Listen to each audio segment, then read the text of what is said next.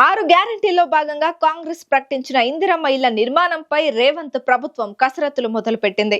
వీలైనంత త్వరగా ఇళ్ల నిర్మాణం పూర్తి చేయాలని, అందుకు సంబంధించి మార్గదర్శకాలను త్వరలోనే విడుదల చేసేందుకు ప్రభుత్వం వడివడిగా అడుగులు వేస్తోంది. అందులో భాగంగానే అధికారులతో సీఎం రేవంత్ రెడ్డి తాజాగా సమీక్ష నిర్వహించారు. 6 గ్యారంటీల్లో భాగంగా ఎన్నికల ముందు కాంగ్రెస్ ప్రకటించిన ఇందిరమ్మ ఇళ్ల నిర్మాణ పథకం రూపకల్పనకు రేవంత్ ప్రభుత్వం వడివడిగా అడుగులు వేస్తోంది. తాజాగా అధికారులతో సమీక్ష నిర్వహించిన సీఎం రేవంత్ రెడ్డి లబ్ధిదారుల ఎంపికపై కసరత్తులు జరపాలని సూచించారట. ఈ పథకాన్ని కేంద్ర ప్రభుత్వం అమలు చేస్తున్న పీఎం ఆవాస్ యోజన పథకం యొక్క గైడ్ లైన్స్ ఆధారంగా మొదలుపెట్టనున్నట్లు తెలుస్తోంది.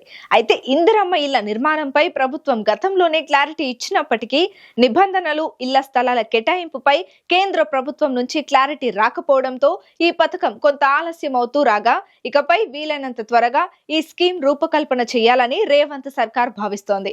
ప్రైవేటు ప్రాజెక్టుగా పాలమూరు, మెదక్, నిజామాబాద్ జిల్లాలో ప్రారంభించగా అందుకు సంబంధించిన సమాచారాన్ని అధికారులు ఇప్పటికే సీఎం కు చేరవేసినట్లు తెలుస్తోంది. ఇక డిసెంబర్ మొదటి వారంలోనే లబ్ధిదారుల ఎంపిక ప్రారంభించేలా కసరత్తులు జరుగుతున్నాయట. ఫస్ట్ ఫేజ్ లో అత్యంత నిరుపేదలకు ప్రాధాన్యం ఇవ్వాలని సీఎం సూచించారట. దివ్యాంగులు, వ్యవసాయ కూలీలు, సాగు భూమి లేని వారు, పారిశుద్ధ్య కార్మికులకు అధిక ప్రాధాన్యం ఇవ్వనున్నట్లుగా తెలుస్తోంది. ఇళ్ల కేటాయింపులో గ్రామ కార్యదర్శితో పాటు మండల అధికారులు, శాఖ సంబంధిత అధికారులు భాగం కావాలని సీఎం రేవంత్ సూచించినట్లుగా తెలుస్తోంది.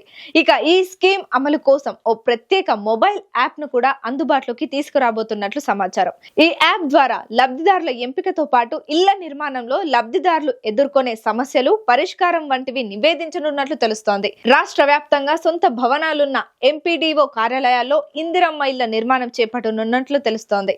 ఒకవేళ లబ్ధిదారులు కోరితే అదనపు గదులు నిర్మించేందుకు కూడా చర్యలు తీసుకోవాలని సీఎం రేవంత్ అధికారులకు స్పష్టమైన ఆదేశాలు ఇచ్చారట. మొత్తానికి ఎప్పటి నుంచో ఎదురు చూస్తున్న ఇందిరమ్మ ఇళ్ల నిర్మాణానికి డిసెంబర్ నుంచి ముందడుగు పడనుంది.